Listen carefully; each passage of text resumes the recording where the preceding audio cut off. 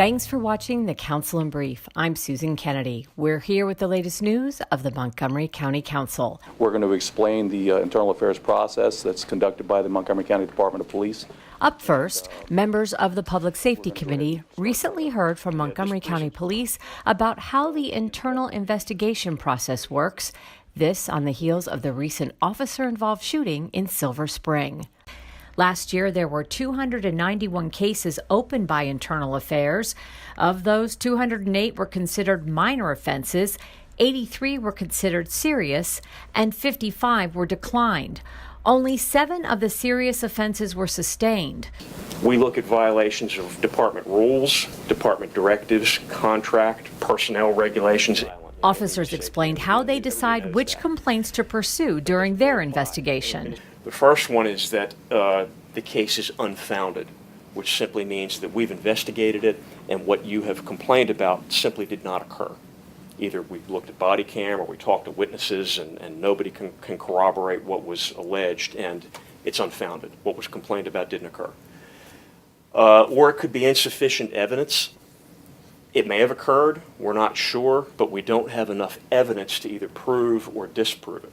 And then you have exonerated, which means we know you did it, but we think it was lawful and proper. You used that amount of force, but from what we've seen in the body camera video and from what we've heard from witnesses, it was lawful and appropriate under those circumstances. Most of the complaints last year were neglect of duty or unsatisfactory performance. Examples of these types of complaints include speeding, unprofessional demeanor, or not following departmental procedures. The briefing came just weeks after an officer-involved shooting death that took place in Silver Spring. That case is currently being investigated by the Howard County State's Attorney's Office. Committee Chair Mark Elrich told us this meeting was scheduled prior to that incident and that the council would like to see some of the investigations carried out more transparently.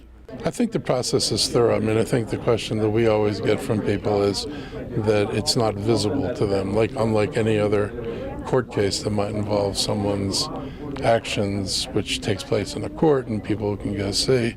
That these are internal, like it says, internal affairs, and they're handled, for the most part, within the departments, and so we continue to get questions. So I think these cases where there actually are hearing boards, it's important that they function. To file a complaint with the police department, go to the website, click Chief, and from there go to Internal Affairs.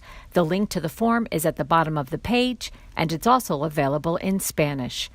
In other council news, the Bicycle Master Plan makes recommendations for a low-stress network of bikeways throughout Montgomery County.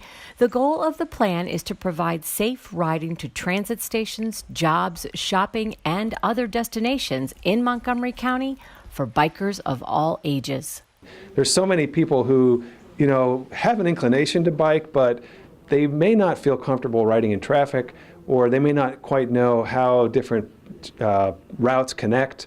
And so this plan is about trying to identify specific types of infrastructure that will create levels of safety and comfort for riders, and really putting us on a path to becoming the best suburban community in America for biking, and that's really the goal. In other news, members of the Government Operations Committee held a work session on a bill that would require certain county contractors to enter into a labor peace agreement. The goal here is to prevent economic action or a lockout that would interrupt a county service contract. What the bill does is it allows the county executive, gives the county executive a new tool in their procurement toolbox to require a contractor that provides trash and recycling pickup services to either have a union, some of them do, or at least have a workforce peace agreement in place where the contractor would be required to guarantee the workforce and to potentially hire displaced workers as well.